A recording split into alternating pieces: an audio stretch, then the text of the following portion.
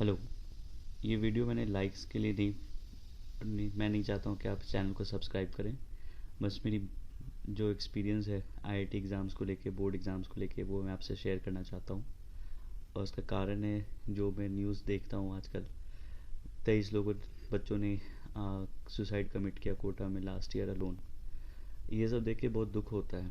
एक एग्ज़ाम के लिए कोई अपना जान दे दे, इतना प्रेशर, इतना पीयर प्रेशर कि वो अपनी जान लेने के पे आंधा हो जाए, या जान ना भी लेते वो भी डिप्रेशन में चला जाए। ये सुन के बड़ा अजीब लगता है। मैंने आईआईटी का एग्ज़ाम दिया था, उस बात को 15 साल हो गए। अब जब मैं पीछे मुड़ के देखता हूँ तो ये बहुत ही अजीब लगता है सुनने में कि कोई एग्ज़ाम के लिए कोई सुसाइड कर रहा है या फिर डिप्रेशन में जा रहा है। तो मैंने सोचा कि मैं आपको अपना एक्सपीरियंस शेयर करूँ, अगर इससे किसी को भी फ़ायदा हो सके तो। जैसा कि मैंने बताया कि 2009 में मैंने आईआईटी का एग्ज़ाम दिया था। मेरा मेन लिस्ट में सिलेक्शन 3 मार्क्स से छूट गया था। तो बस इतना होता है कि मेरा आईआईटी क्लियर हो जाता, फिर भी कोई उस समय जो भी आईआईटीज़ थी उसमें मेरा एडमिशन तो नहीं होता, क्योंकि रैंक पीछे ही रहता अगर 3 मार्क्स बढ़ के भी आते तो। कहने का मतलब कि मेरा आईआईटी नहीं हुआ। AIEEE में 11,000 रैंक आया, और मैंने फिर BIT मिश्रा में इंफॉर्मेशन टेक्नोलॉजी ब्रांच है वो लिया। और आज के डेट में मैं माइक्रोसॉफ्ट नाम की एक सॉफ्टवेयर कंपनी, उसमें काम करता हूँ। मेरे जो लीड हैं वो भी एक IITian है। उनका फर्स्ट अटेम्प्ट में 3000 रैंक था। और मेरे बाकी कलीग्स में 4 लोग हैं, जिसमें से एक और IITian है। उसका भी फर्स्ट अटेम्प्ट में 3500 रैंक या 4000 रैंक, इस तरह का कुछ रैंक था। मैं जब अपने लीड को देखता हूँ, जिनका जो IITian है, वो वाकई में बहुत शार्प हैं, बहुत अच्छा काम करते हैं। लेकिन जो मेरे एक और कलीग, जो मैं आपको बता रहा हूँ कि जिसका 3500 समथिंग रैंक था, लाइक इज़ एवरेज। लाइक मैं नॉन IITian होकर ये बात इसलिए बोल सकता हूँ क्योंकि ये मेरा एरोगेंस या घमंड नहीं है। IIT एक अपॉर्चुनिटी थी जिसको उसने लिया। उस 2 साल उसने अच्छे से पढ़ाई करी। मैंने उस समय 2 साल अपने ख़राब किए, पढ़ाई अच्छे से नहीं की, मेरा नहीं हो पाया। लेकिन वो एक अपॉर्चुनिटी था, वो पहला अपॉर्चुनिटी था अपनी लाइफ को बेटर करने का। लेकिन वो आखिरी या अकेली अपॉर्चुनिटी नहीं थी। लाइफ में मैंने यही देखा, कॉलेज में जाने के बाद या कॉलेज ख़त्म होने के बाद भी लाइफ ने बहुत सारी अपॉर्चुनिटी दी अपनी लाइफ को बेटर करने के लिए। आपको बस ये कोशिश करना है कि जितनी भी अपॉर्चुनिटीज़ आपको मिल रही हैं लाइफ में, उसमें से आप मैक्सिमम अपॉर्चुनिटीज़ को यूज़ कर पाएँ। ठीक है, आपका आईआईटी का तैयारी अच्छा नहीं है, बोर्ड का तैयारी अच्छा नहीं है, आपका आईआईटी नहीं हो पाएगा, मान लेता हूँ मैं।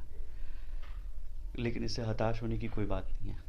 अगर आप पेरेंट्स हैं तो आपको भी ये बात समझनी चाहिए कि आपके बच्चे के लिए ये बस पहली अपॉर्चुनिटी है। इसके बाद भी बहुत सारे मौके मिलेंगे अपने लाइफ को सुधारने के लिए, बनाने के लिए। आपको बस ध्यान इतना रखना है कि आप उन सब अपॉर्चुनिटीज़ में मैक्सिमम अपॉर्चुनिटीज़ को यूटिलाइज़ कर सकें। और ये मैं सच बताता हूँ कि जब मैं एग्ज़ाम की तैयारी कर रहा था तो मेरे दिमाग में भी यही सब आता था कि नहीं होगा तो परिवार के लोग क्या बोलेंगे, मोहल्ले वाले क्या बोलेंगे। मैं आपको सच्चाई आज की डेट की बताता हूँ कि जब मेरा नहीं हुआ था तो परिवार वालों ने बहुत ताना मारा था कि ये क्या है, मतलब उनको क्या फ़र्क पड़ता है 3 नंबर से नहीं हुआ या 50 नंबर से नहीं हुआ। उनके लिए तो बस था कि नहीं हुआ। तो ताने पड़े, भले कुछ मार्क्स से ही नहीं हुआ, लेकिन ताने वैसे ही पड़े जैसे मैंने पढ़ाई नहीं की हो। लेकिन मैंने सुन लिया, और क्या कर सकता था। आज के डेट में वही रिलेटिव्स हैं जो, आप कह लो, मेरी पोजीशंस को लेके या फिर मुझे मेरे सक्सेस को देख के जलते हैं। इतना जलते हैं कि बात बात भी नहीं करते। तो मेरे कहने का मतलब है कि जब ख़राब टाइम चल रहा था तब, जब थोड़ा टाइम बेहतर हुआ तब ताने मिले या फिर जलन मिला। तो ऐसे रिश्तेदारों से, ऐसे पड़ोसियों से, उनके बातों से किसी को क्या फ़र्क पड़ता है। वो बोल रहे हैं, उनका काम है, बोल रहे हैं। आपका सुनना काम है, आप सुन लो, एक कान से सुनो, दूसरे से निकाल दो। लेकिन मन में बस आप ये रखिए कि अगर ये अपॉर्चुनिटी मिस हो जाती है तो इससे हताश होने की बिल्कुल भी ज़रूरत नहीं है। आपको बहुत सारे अपॉर्चुनिटीज़ मिलेंगे लाइफ में। बस आपको कोशिश करना है कि आगे की जो अपॉर्चुनिटीज़ मिले उसमें कोई बहाना ना मिले आपको कि ये भी ये भी जाने देते हैं, नेक्स्ट देखते हैं। आपकी कोशिश बस इतनी रहनी चाहिए कि जितने अपॉर्चुनिटीज़ आपको मिल रहे हैं उसमें से मैक्सिमम को आप यूटिलाइज़ कर सकें। जितना आप यूटिलाइज़ कर सके उतना आपको फ़ायदा मिलेगा। मैं अपनी आइडेंटिटी नहीं बताता हूँ उस चैनल में, लेकिन अगर आप इस वीडियो पे कमेंट करोगे तो मैं पर्सनली आपको अपना डिटेल दे सकता हूँ, जस्ट टू इंश्योर कि ऑडियो के पीछे कोई बंदा ऐसे ही बकवास नहीं कर रहा है। मैं आपको भरोसा दिलाता हूँ कि ये जो भी मैंने अभी तक आपको बताया है कि ये जेन्युइन है, पूरी सच्चाई है इसमें। और बस यही आपसे कहूँगा कि रिलैक्स रहें, जितना अच्छा कर सकते हैं, जितनी अच्छी पढ़ाई कर सकते हैं आप पढ़ाई कीजिए, जितना अच्छा परफॉर्मेंस आप दे सकते हैं एग्ज़ाम में दीजिए, और बाकी सब फिर अपनी किस्मत पे, अपने भगवान पे छोड़ दीजिए। मेहनत करना आपका काम है, रिज़ल्ट आपके हाथ में नहीं है। जो भी रिज़ल्ट आएगा उसको एक्सेप्ट कीजिए और फिर अगले अपॉर्चुनिटी के लिए तैयारी शुरू कर दीजिए। अपॉर्चुनिटी क्या मिलेगी आपको कि जैसे कॉलेज में मान लीजिए दो लड़के हैं, जैसे मेरे फ्रेंड्स थे। एक फ्रेंड था दो फ्रेंड जिसने आईआईटी क्रैक किया था फर्स्ट अटेम्प्ट में, और मेरे काफ़ी सारे दोस्त ने ड्रॉप किया था, और कुछ लोग फर्स्ट ईयर में ही कॉलेज चले गए, इंक्लूडिंग माई सेल्फ। और उम, सच बताऊँ तो बहुत सारे ऐसे स्टूडेंट जो टियर 2 टियर 3 कॉलेजेस में गए, लेकिन कॉलेज में जाके पढ़ाई की, मेहनत किया, और कॉलेज ख़त्म होने के बाद भी मेहनत करते रहे। आज जनरली उनकी बहुत ही अच्छी स्थिति है, बहुत अच्छे पोजीशंस में है। और लेकिन हम लोग जब कभी मिलके दोस्त लोग बात करते हैं तो हम लोग सोचते हैं कि भाई क्या हम लोग का माइंडसेट था उस समय यार। 12th बोर्ड को कितना हवा बना के रखे थे, 10th बोर्ड तक को हम लोग हवा बना के रखे थे कि कितना बड़ा चीज़ है यार, इसमें नहीं हुआ तो मतलब लाइफ ख़राब हो जाएगा, ये वो। आईआईटी में नहीं हुआ था तो कितने लोग हम लोग डिप्रेशन में थे कि भाई अब क्या होगा लाइफ में, क्या करेंगे अब हम लोग, जैसे लाइफ ही ख़त्म हो गया। लेकिन सच्चाई यही है कि अब हम लोग उसी बात को सोच के हंसते हैं, एक दूसरे को चिढ़ाते हैं कि तू ज़्यादा लोड लेता था, नहीं तू ज़्यादा टेंशन में रहता था।